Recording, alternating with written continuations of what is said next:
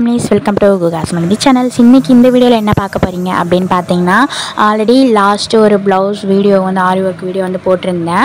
அந்த கஸ்டமர் எனக்கு ஆல்ரெடி நான் வந்து சொல்லியிருப்பேன், அவங்க எனக்கு ரொம்ப ரொம்ப லக்கி கஸ்டமர்னு. ஏன்னு பார்த்தீங்கன்னா, அவங்க ஆர்டர் கொடுக்குற ஒவ்வொரு டைமே நடுவில் எனக்கு 2-3 ஆர்டர் சிம்பிளாக சீக்கிரமாக முடிக்கிற மாதிரி ஆரி ஒர்க் ஆர்டர் வந்துகிட்டே இருக்கும். அதனால் எனக்கு அவங்க ரொம்ப லக்கி கஸ்டமர் அப்படின்னு நான் வந்து சொல்லுவேன். அதே மாதிரி தான் அவங்க ப்ளவுஸ் ஒர்க் கொடுத்ததுக்கப்புறம் தான் எனக்கு இந்த 2 ஆர்டரும் வந்துச்சு. ஒரே டைமில் ஒரே கஸ்டமருக்கு தான். அவங்க சின்ன பாப்பாவுக்கும் அவங்களுக்கும் ஒர்க்கு போடணும், சிம்பிளாக தான் அப்படின்னு சொல்லி கொடுத்துருந்தாங்க. பாப்பாவுக்கு வந்து பாவாடை சட்டையில் மட்டும் நெக்குக்கு டிசைன், அதுக்கப்புறம் ஹேண்டு 2 சைடு, அதுக்கப்புறம் சட்டையோட சென்டரில் சிம்பிளாக டிசைன் போடணும். நமக்கு என்ன டிசைன் போடணும் அப்படின்றத கஸ்டமர் கொடுத்துட்டாங்க. அதே மாதிரி அவங்க அம்மாவுக்கும் டிசைன் போடணும் அப்படின்றதையும் சொல்லியிருந்தாங்க. பேக் நெக்கு வெறும் சிம்பிள் டிசைன் தான் போடணும் அப்படின்னு சொல்லியிருந்தாங்க. நம்ம லோ காஸ்ட்டில் தான் பண்ணிகிட்ருக்கோம். அதையும் தாண்டி நம்ம ஃபாஸ்ட்டாக பண்ணிகிட்ருக்கோம் அப்படின்னால எனக்கு அவங்க ரெகுலர் கஸ்டமர் அவங்க கொடுத்தாங்க.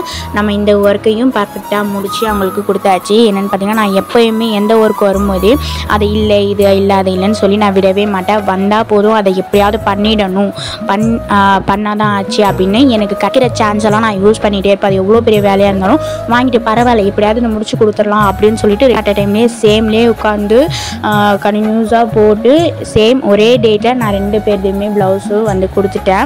அவங்களுக்கு ரொம்ப பிடிச்சிருந்தது அப்படின்னு சொன்னாங்க. அது முன்னாடி சொல்லுவாங்க, காற்றுள்ளும் போதே தூற்றிக்கொள் அப்படின்னு சொல்லுவாங்க. என்னென்னு பார்த்தீங்கன்னா, நமக்கு எதுவுமே டக்குன்னு கிடைக்காது. பட் கிடைக்கும் போதே அதை பிடிச்சி அந்த சான்ஸை பிடிச்சி நம்ம ஏறினா அப்படின்னா மட்டும்தான் அடுத்த நம்ம லைஃபோட நெக்ஸ்ட் ஸ்டேஜுக்கு போக முடியும்.